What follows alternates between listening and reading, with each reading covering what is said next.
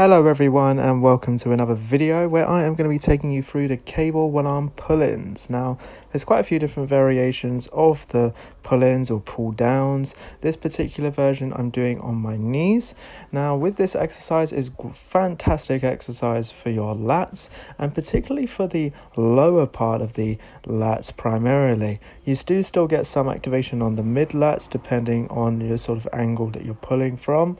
With this particular one, I have my hand slightly in front of my body when it's fully extended to the top, but you can do one other variation where the arm is in complete alignment with the body, which would then get more of an overall lat activation.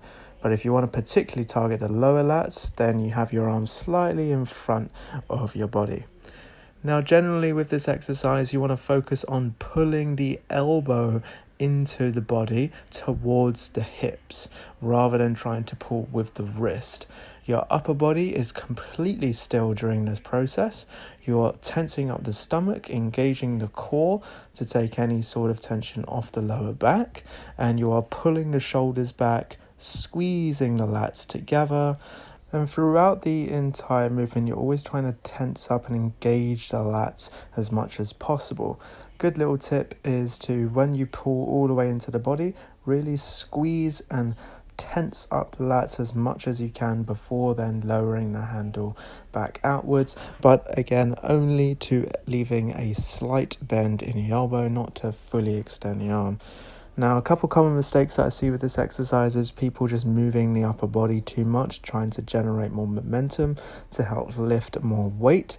However, if you really want to be targeting the lats and get that sort of development and growth and strength in your back, then you're much better off lifting more controlled manner movements rather than any swinging movements, as you will be able to much greatly more activation in the back.